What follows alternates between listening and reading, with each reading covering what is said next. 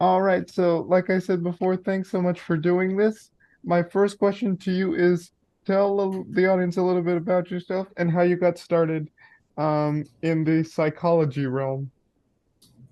So I was born and raised in Mexico City, and I just love studying psychology. My dad is a psychiatrist down there, and I used to do a lot of his typing back then on the computer, his presentations, and I just started loving it. So I studied psychology in Mexico, and the career of psychology to become a psychologist with an undergrad degree, 5 years. All psychology, like the PhD here, but we do as an undergrad and work with the community. So I loved it. When I graduated from Mexico, I came to the US, did my master's degree in New York at Columbia University. And during 9/11, I was a volunteer with the Hispanic population doing translation and helping with everything I could. And that's where my love with trauma and immigration started. Went back to Mexico City, worked with the immigrants in the other way, and I've been in Texas for 9 years, focusing on working with immigration, with trauma, with mental health, and with difficulties doing this. Mm-hmm. So, my next question is tell me a little bit about the work that you currently do as a psychologist because what's the day-to-day like? Well, I actually, well, I'm a professional counselor here in Texas, and I do a lot of trauma work. I work with the NGR, which is a specific tool to work trauma. I do a lot of person centered, and my motto is always talking about your story, whatever story you have, for me to understand where you're coming from, what happened to you, and how can I help you in a better way. So I do a lot of person centered, which means I center in with a person comes. So my day to day, I see 7 people from ages 12 and up. The vast majority of the population is around from 22 to 29. And because I work in Mexico as an ABA therapist, I also see people um, with any kind of special needs. So that helps me a lot, which is most of that work is with teenagers. Mm-hmm. That's cool. So my next question is, what sorts of methods or approaches do you use when working with patients? Because you work, you have a very specific, how should I say this? A specific field, a specific track. So like, if you could talk a little bit about that.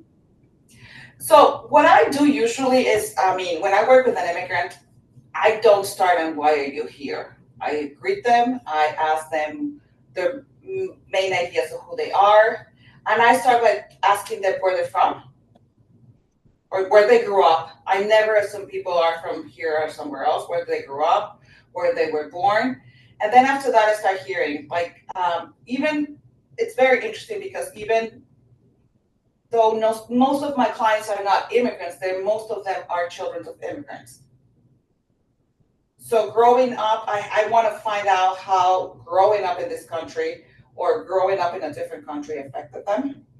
And once I find out, I want to find out immigration trauma happens before, during, or after immigration, or all of the above.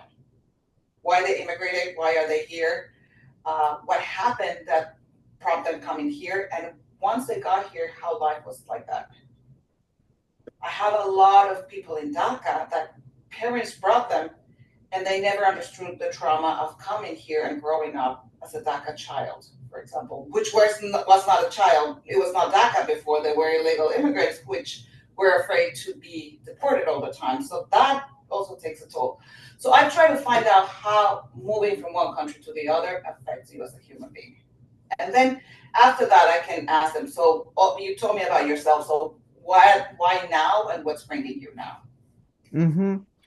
My next question is, what have the interactions been like when you're seeing these clients? What have they said? Um, So one of the things I have found out a lot is that people are shocked that I ask these questions, but not in a bad way. They're like, finally somebody's asking what nobody is daring to ask. how is it like to grow up in this country being DACA? Like I have a couple who went to therapy with a therapist for like 6 months, and the therapist never asked them about their immigration status. So I mean, having a married couple that is in DACA and you don't know about that, I think it's like a big thing, right? Like you should know about those things. Or trying to explain to someone that the way they grew up impacted who they are right now and how they view things. So people actually like that question. And I'm not talking about only Hispanics. I work for people from all over the world. So that is a really interesting part. I mean, I have people who are kids of immigrants that grew up in Asia. Their parents were Chinese and immigrated to a different country. And then they end up immigrating here. So all of those things I think are very important. Mm-hmm.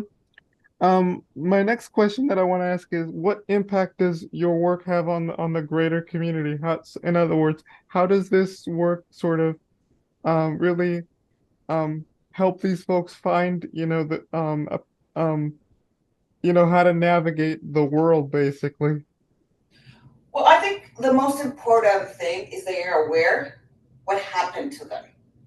An awareness of what happens to you and how certain things impact your life is giving you the tools to address it, heal it, and move on and have the strength that you need to have. So I have people who had advanced a lot, like professionally, and like they're really focused, but they don't have the capacity to have long-term relationships because they're afraid of sharing what happened to them, or they're afraid of going deep into what happened to them. So that helps them like have healthier relationship, achieve better things in life, and not being afraid of who they are or telling people what happened to them. Mm-hmm. My last question to kind of wrap this up is, what can future psychologists like who are studying, the realm of psychology, what can they sort of take away from this kind of work? Like what advice would you give to um people who want to study this kind of work, and because it's really fascinating how the psychology aspect and sort of the things that you talked about kind of intertwine and intersect.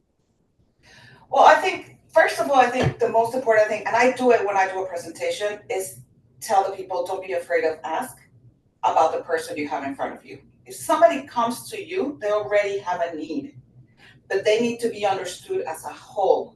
You cannot just make a questionnaire and from the questionnaire people are going to answer it because you can send that questionnaire online. They want to connect with you, they want to feel safe. One of the things that we do, for example, with people that are immigrants, we create a space that is in between home or their country of origin and this one. So we create safe space where they can process, understand, and heal trauma. Immigration, no matter how good or in the greatest conditions happen, causes some kind of trauma because there's grief, there's loss, and something prompts the person to immigrate. Mm-hmm. Yep. So it's educate yourself and ask questions. I mean, don't be afraid. Learn about immigration, learn about what happened, and don't judge. Listen. Yep. Those are very key. Yep. Those are important. Yeah.